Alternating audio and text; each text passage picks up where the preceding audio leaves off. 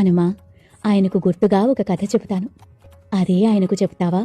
ఇది ఆయనకు నాకు మాత్రమే తెలిసిన విషయం. అప్పుడు మేము చిత్రకూట పర్వతం దగ్గర ఆశ్రమం నిర్మించుకుని ఉన్న సమయంలో ఆ కొండకు తూర్పున ఉత్తరంలోనూ స్వాదుజలాలు ఫలభరిత వృక్షాలు ఉండేవి. దగ్గరలోనే మందాకిని నది ప్రవహించేది. అక్కడి పుష్ప పరిమళాలతో నిండిన ఉపవనములలో విహరించి ఆయన ఒడిలో అలసి పడుకునేదాన్ని.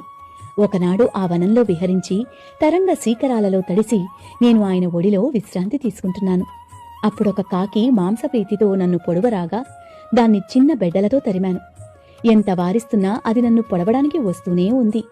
ఆ కాకి నా చుట్టూ తిరుగుతూ నన్ను పొడచుటకు ప్రయత్నం చేసి అది వచ్చి నా మొలనూలు పట్టి లాగినప్పుడు నా చీర కొంగు జారింది.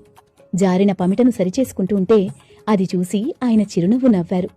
నేను అలా కోపంలో ఉన్నా నన్ను చూసి నవ్వారని సిగ్గుపడి నేనాయన్ని చూస్తుంటే నా మాంసం తినాలనే కోరిక గల ఆ కాకి నన్ను గీరింది.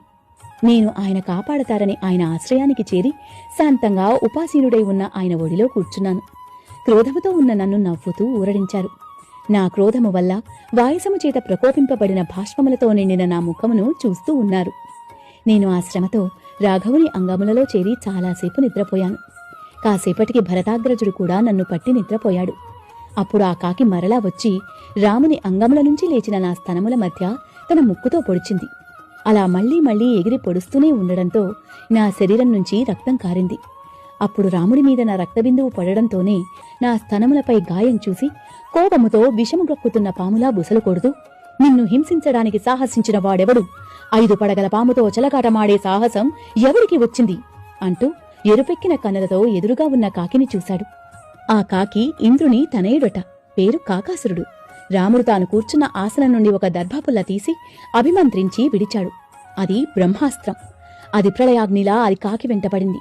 భయంతో కాకి లోకాలన్నీ తిరిగింది. ఎవరూ దానికి అభయం ఇవ్వలేకపోయారు. దేవతలు ఋషులు కూడా శరణు ఇవ్వలేమన్నారు. చివరికి శరణాగత రక్షకుడైన రాముడే దానికి అభయమిచ్చి, ఓ వాయసమా, బ్రహ్మాస్త్రం వ్యర్థం కాకూడదు, దానికి లక్ష్యం చూపించు అన్నప్పుడు ఆ కాకి తన కుడికన్ను చూపింది. అలా దానికి చావు తప్పి కన్నులొట్టయింది. అప్పుడది తన ప్రాణరక్షణ చేసిన రాముణ్ణి, వారి తండ్రి దశరథుల వారిని అభినందించి వెళ్ళింది అని మురిసిపోతూ తలుచుకున్న సీతమ్మ, ఇంతటివాడై ఎందుకీ ఉపేక్ష చేస్తున్నాడైనా? లక్ష్మణుడైనా అన్నగారి ఆజ్ఞతో ఎందుకు ముందుకురాడు అని దుఃఖించింది సీతమ్మ. అది చూసిన హనుమ, అమ్మా, ఈ క్షణం వరకు నీ జాడ తెలియదాయనికి. ఇప్పుడు నేను నిన్ను చూశాను.